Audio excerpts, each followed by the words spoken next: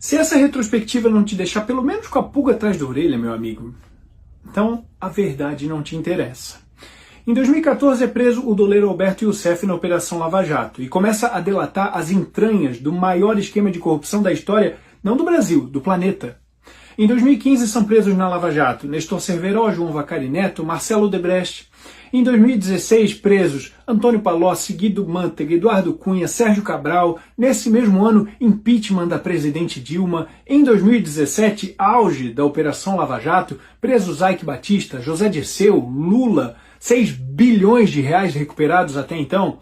Em 2018, na mesma eleição em que Geraldo Alckmin declara a célebre frase, que a quadrilha quer voltar à cena do crime, se referindo ao PT, Jair Bolsonaro é eleito presidente depois de uma ascensão meteórica como um símbolo anticorrupção que marca o início de um governo com quem o próprio crime organizado declara não ter mais o diálogo cabuloso humano que tinha com os governos anteriores.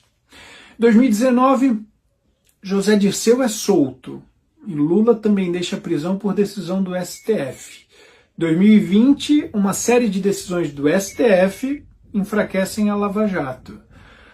2021, Moro é declarado parcial nos processos de Lula e STF anula todas as condenações de Lula e meses depois ainda o torna novamente elegível. Em 2022, Geraldo Alckmin torna-se vice na chapa do partido que 4 anos antes ele mesmo declarou ser a quadrilha tentando voltar à cena do crime. Durante a campanha eleitoral também ficou proibido ligar a imagem de Lula com Nicolás Maduro, apesar da conhecida amizade de longa data. Foi proibido também chamá-lo de ex-presidiário ou ex-condenado, apesar dele haver sido condenado e preso. E jornais e emissoras foram censurados ou multados por suas críticas a Lula. Todas as decisões tomadas pelo TSE, presidido por um ministro do STF. E o homem que poucos anos antes estava preso por corrupção venceu a eleição.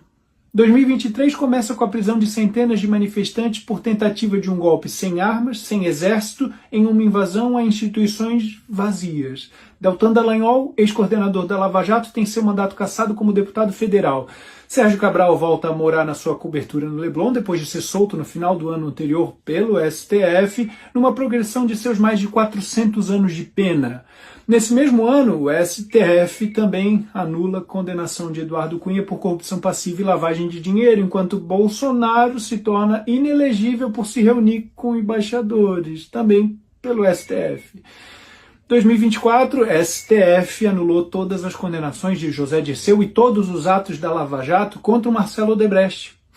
2025, Marcelo Bretas, também ex-juiz da Lava Jato, sofre a mais severa punição para um juiz, aposentadoria compulsória, e STF anula todas as condenações de Antônio Palocci, zeradinho. E ainda em 2025, a STF determina a Bolsonaro o uso de tornozeleira eletrônica e proíbe a sua utilização de redes sociais, entre outras medidas, pelo golpe que nunca aconteceu. Você percebe 2 movimentos muito claros em direções opostas? Em um deles, combate à corrupção, PT se esfarela em escândalos, impeachment, empresários políticos presos, réus confessos, bilhões devolvidos e Bolsonaro surgindo como a principal figura antissistema. No outro você vê presos sendo soltos, condenações anuladas, os juízes que os condenaram sendo punidos e Bolsonaro sim se tornando inelegível e na iminência de ser preso. Você entende que para um movimento ser verdade, o outro precisa ser uma série de narrativas falsas?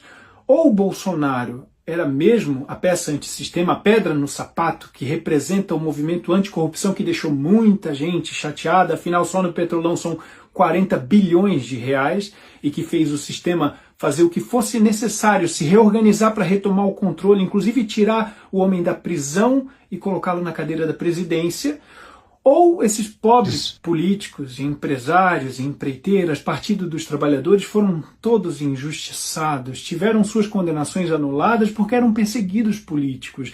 Ninguém roubou a Petrobras e Bolsonaro sim é que fez parte do sistema corrupto que começou a operar há poucos anos, tentando incriminar esses pobres inocentes, prejudicando o Brasil que vinha funcionando às mil maravilhas antes do Bolsonaro aparecer, não é mesmo? Se gostou do conteúdo, me segue em @paulosouza.oficial para ajudar meu trabalho a crescer.